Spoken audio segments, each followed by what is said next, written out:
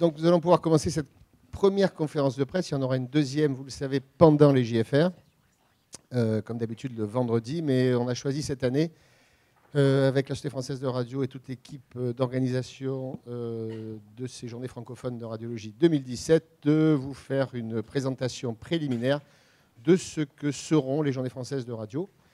On a choisi aussi de vous présenter, avec quelques intervenants radiologiques de grande qualité, sélectionnés et triés sur le volet, les thèmes qui seront mis en avant pendant les journées françaises de radio, les journées francophones de radio, pour que vous puissiez déjà les assimiler, les appréhender et plus s'y affiniter.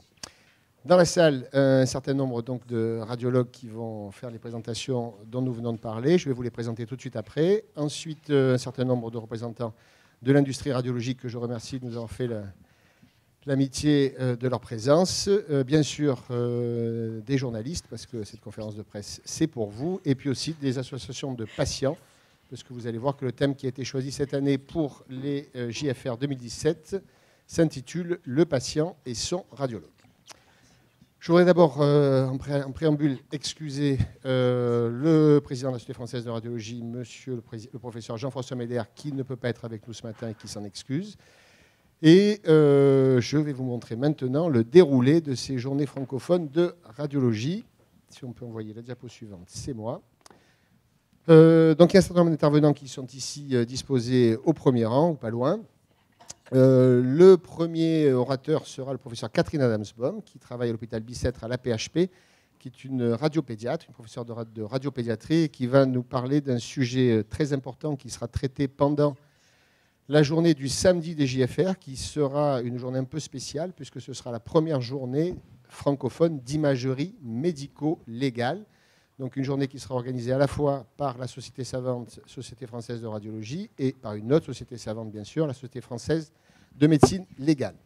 Dans cette même session, on parlera ensuite au professeur Guillaume Gorincourt, qui travaille à l'hôpital de la Timone, à Marseille, qui est lui aussi radiopédiatre, et qui nous expliquera quel est le rôle de la radiologie médico-légale et ses implications dans les enquêtes ou la résolution de crimes, ou en tout cas dans tout ce qui est travail sur les morts non naturelles. Ensuite, on va travailler sur ce qui est évidemment le futur de notre métier, le futur non seulement de la science radiologique, mais aussi de l'industrie radiologique, qu'on doit apporter au plus près des patients. Ce sera donc présenté par le professeur Alain Luciani, qui est à ma gauche ici, qui travaille à l'hôpital Henri Mondor, à la PHP, et qui nous expliquera quels sont les succès et les projets de la radiologie moderne. Ensuite, le professeur Laure Fournier, qui est ici aussi au premier rang, qui travaille à l'hôpital européen Georges Pompidou, à la PHP, nous parlera d'un sujet majeur actuel et qui remue beaucoup dans les chaumières radiologiques, qui est celui de la place du radiologue vis-à-vis des data, des big data, du développement de l'intelligence artificielle, un sujet majeur, et sur lequel elle s'est beaucoup investie et sur lequel nous avons beaucoup à travailler dans le milieu radiologique pour s'approprier toutes ces nouvelles formes de travail, en particulier sur l'intelligence artificielle. Ensuite, on va aborder un sujet qui rejoint un peu l'imagerie médico-légale, mais qui est un sujet très important et très brûlant actuellement, qui est celui de la prise en charge des douleurs rachidiennes par les infiltrations guidées par les radiologues. Et Madame le professeur Anne Cotten, qui est assise aussi avec nous, nous présentera quelles sont les recommandations actuelles qui ont été éditées par la Société française de radiologie et par la Société d'imagerie musculo-squelettique, dont elle est la présidente. Vous verrez que ça touche beaucoup de patients et qu'il est important que les radiologues s'approprient ces règles de bon usage et de bonne pratique. Ensuite, on va arriver toujours sur le domaine du futur, entre guillemets, et on va aborder deux sujets qui, moi, m'ont paru particulièrement intéressants et qui seront beaucoup développés pendant les journées françaises de radiologie. Le premier sera traité par le docteur Myriam Edjali-Goujon, qui travaille à l'hôpital Sainte-Anne et qui est neuroradiologue et qui nous expliquera la révolution de l'imagerie du cerveau dans beaucoup de domaines. On va voir qu'il y a une évolution qui est absolument exponentielle sur la place de l'imagerie et les progrès de l'imagerie dans l'exploration cérébrale, en particulier dans l'imagerie fonctionnelle. Et ensuite, le docteur Éléonore Blondio, qui travaille à l'hôpital Armand Trousseau, qui est elle aussi radiopédiatre, et qui nous expliquera comment la radiologie et les radiopédiatres en général essaient de rendre vis-à-vis de leurs jeunes patients la radiologie de plus en plus écologique. Donc voilà, ce sont les principaux thèmes que nous avons extraits des JFR. Je vous rappelle qu'il y aura une deuxième conférence de presse qui se déroulera le vendredi 13 à 11 h pendant les JFR, et que nous aborderons d'autres sujets, en particulier des sujets professionnels, des sujets qui auront trait au dépistage du cancer du sein, parce que là encore c'est un sujet brûlant. Donc tous ces sujets-là seront traités dans une deuxième conférence de presse. Mais il nous a semblé important déjà de vous faire découvrir et connaître quels étaient les sujets princeps sur lesquels nous allions travailler pendant les JFR. Le thème des JFR cette année, on l'a vu, le principal thème, c'est le patient et son radiologue. On a choisi, comme pour l'illustrer, cette phrase qui s'appelle « Voir la radiologie diagnostique et soigner la radiologie interventionnelle thérapeutique », qui résume bien ce qu'est l'évolution de notre métier à l'heure actuelle. Et vous voyez qu'on y a associé un petit pictogramme qui sera reconnaissable à la fois sur le programme, mais aussi pendant les sessions scientifiques qui aborderont ce thème du patient et de son radiologue. Pour ceux qui ne connaissent pas les JFR, je vous rappelle qu'on est au Palais des Congrès, que nous sommes la 67e édition, je crois, des JFR cette année. Donc vous voyez que c'est un congrès qui a une longue histoire, qui s'est beaucoup transformé. On va avoir cette année plus de 150 sessions scientifiques.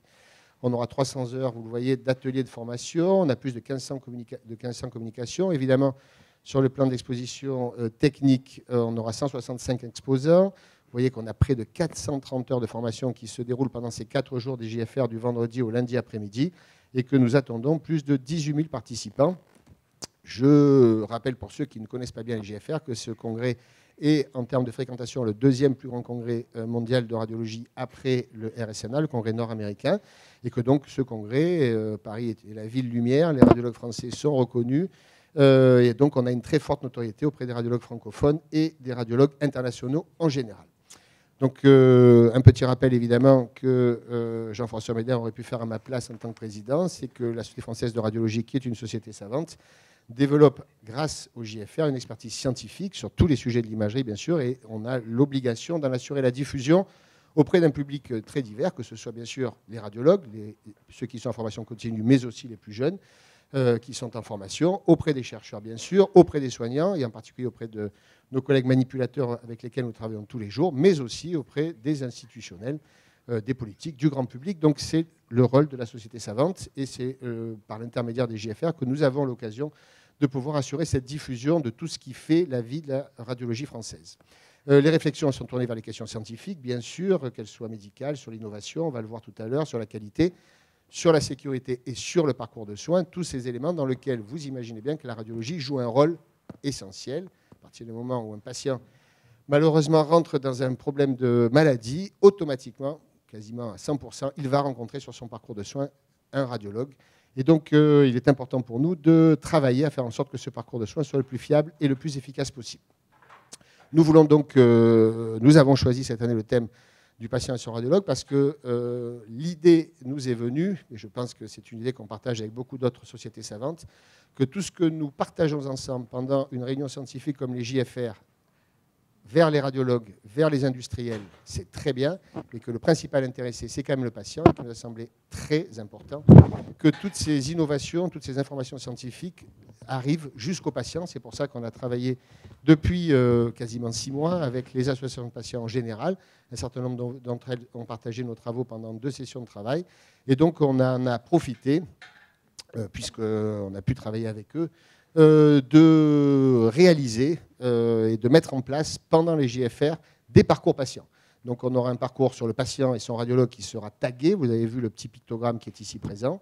Ce patient et son radiologue, c'est un thème qui regroupe à la fois la relation entre le patient et les soignants, bien sûr. Ça regroupe évidemment toutes les innovations scientifiques et technologiques qui sont réalisées par les radiologues, apportées par l'industrie radiologique, apportées par les laboratoires de recherche en imagerie et qui doivent être expliquées et apportées aux patients. Et puis, bien sûr, ça comprend aussi, je parle ici devant notre spécialiste accréditation, le professeur Jean-Paul Bérégy, qui travaille à Nîmes et qui est notre spécialiste à la SFR de tout ce qui est accréditation et gestion du risque, sur la gestion des risques et la qualité des soins qu'on doit apporter à nos patients. Voilà, donc ce petit pictogramme, vous le retrouverez tout au long des JFR, et ça sera un guide à la fois pour les radiologues, mais aussi pour les manipulateurs, mais aussi pour les associations de patients. Donc on a choisi de taguer de façon spécifique dans tout le programme des JFR. Vous avez vu qu'il y a beaucoup de sessions, mais il y a 20 sessions et 20 séances qui seront réparties sur les 4 jours et qui permettront aux associations de patients de venir partager nos travaux sur patients et radiologues.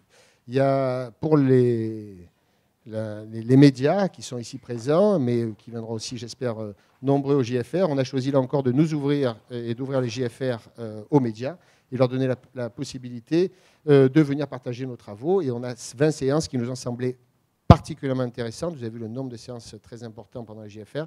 Et 20 séances nous ont semblé particulièrement intéressantes et opportunes à présenter aux journalistes qui s'intéressent à l'imagerie médicale. On aura aussi une nouveauté cette année au JFR, c'est qu'on va mettre en place un plateau TV des JFR et que donc on aura de nombreuses interviews. On a déjà fait une sélection des radiologues, patients, industriels, par l'intermédiaire du SNITEM, etc., qui seront susceptibles de venir partager nos travaux, de venir rapporter leur expérience avant ou après une session scientifique à laquelle ils auront participé et qui seront ensuite, à partir de l'interview réalisée par les journalistes de l'équipe de Hortus, qui seront ensuite diffusés sur les réseaux sociaux. Nous, vis-à-vis des patients, on a demandé aux associations de venir et de participer à nos travaux pour raconter leur expérience, leur ressenti et de voir quels étaient leurs ressentis vis-à-vis des séances auxquelles ils avaient assisté et quel était leur retour sur leur participation au JFR. Quelques éléments forts qu'il faut souligner, donc je vous en ai déjà parlé tout à l'heure, c'est la première journée francophone d'imagerie médico-légale. Alors, historiquement parlant, il y a déjà eu une société française d'imagerie médico-légale dans les années 90 à 93, au moment où la judiciarisation du milieu médical devenait majeure. Et puis, il y a eu un besoin qui était moins important, donc cette société s'est arrêtée. Puis on voit bien aujourd'hui que nos relations et que notre relation avec le patient est tout au long du parcours d'un patient, les implications médico-légales sont majeures. Donc il nous a semblé important de prendre ce sujet et de travailler à la création de la première journée d'imagerie médico-légale francophone. J'espère qu'elle sera couronnée de succès. Nos amis médecins légistes sont enchantés. On a beaucoup de personnalités de la magistrature, mais Catherine Adamsbaum et Guillaume Gorenco vont vous en parler, qui viendront participer aux travaux de cette journée. On va travailler donc sur le rôle de l'imagerie dans la réparation du préjudice corporel. On va travailler sur un sujet que j'aime bien, moi, qui est l'histoire de l'imagerie médico-légale et son rôle dans les grands procès historiques. On va travailler sur la maltraitance de l'enfant, c'est le sujet de Catherine Adamsbaum, du professeur Catherine Adamsbaum. On va travailler sur les traumatismes balistiques et l'imagerie et le rôle que peut apporter l'imagerie dans la résolution de certains crimes, on va dire, et l'estimation de l'âge osseux et dentaire du vivant, parce qu'évidemment, aujourd'hui, ça devient un problème sociologique et social très important dans un pays comme le nôtre. Donc tout ça est organisé de façon commune par la Société française de radiologie et par la Société française de médecine légale. Une deuxième nouveauté, ce sera la conférence Futurim qui aura lieu le vendredi de 18h à 19h. Toutes les JFR s'arrêteront pour venir écouter 3 conférenciers internationaux qui viendront nous présenter leur vision de ce que sera, ou quelle est leur vision de ce que sera le radiologue en 2030. On va s'aider de 3 experts. Le premier, c'est le docteur Françoise Sivignon, qui est radiologue, qui travaille à Médecins du Monde, puisqu'elle est présidente du Médecins du Monde, et qui a comme caractéristique de s'être impliquée dans le milieu associatif il y a très très longtemps, et d'avoir poursuivi sa carrière à la fois de radiologue et à la fois au sein du milieu des organisations non gouvernementales, puisque maintenant elle est présidente du Médecins du Monde. Et je crois que dans un milieu comme le nôtre, dans lequel la technologie est souvent prééminente, ce sera très intéressant de voir et d'écouter ce que va nous dire notre collègue radiologue sur sa vision de ce qu'est la radiologie, pas uniquement en France, essayons de ne pas être franco-français, mais cette fois-ci dans le reste du monde, et de voir comment la radiologie française pourra, par exemple, aider d'autres pays à progresser dans le domaine de l'imagerie. Le deuxième orateur sera le professeur Michael Day, qui travaille à Stanford, qui est l'inventeur, on va dire, de tout un tas de procédures et d'interventions, de tout un tas d'interventions en radiologie interventionnelle. En particulier, c'est le grand spécialiste. Il a révolutionné la prise en charge des lésions aortiques et de tout ce qui est la pathologie artérielle par voie endovasculaire. Il a beaucoup d'idées et donc nous serons très heureux de l'accueillir pour qu'il vienne nous expliquer quelle sera sa version et sa vision de la radiologie interventionnelle, voir et soigner, traiter. Quelle sera donc sa vision de la radiologie interventionnelle, que ce soit dans le domaine endovasculaire ou dans le domaine de la prise en charge percutanée du cancer ou dans le domaine de la prise en charge de la douleur. Il y a beaucoup de domaines dans lesquels il a une expertise extraordinaire. Le troisième sera monsieur Vincent Champin, qui va nous expliquer qui travaille donc, et qui est le directeur d'un think tank sur l'observatoire du long terme. Et donc, il a travaillé dans des ministères sur les plans numériques au niveau français. Il a été directeur de cabinet du premier secrétariat d'État au numérique. Et donc, on attend avec sa conférence, sa vision sur comment l'intelligence artificielle et le deep learning pourront impacter ou modifier la vie d'un radiologue. Certains oiseaux de mauvais augure nous disent que nous allons être remplacés par des computers et des ordinateurs. Moi, je sais simplement que grâce à l'intelligence artificielle, je vais arriver plus tôt à mon travail parce que ma voiture sera connectée et ira directement dans mon parking à l'hôpital. Donc, j'arriverai plus vite pour traiter les patients. Ça, je suis sûr que je l'aurai en 2030. Pour le reste, ce que j'aimerais surtout, c'est que les radiologues, et on va le voir tout à l'heure avec Laure Fournier, s'emparent de ces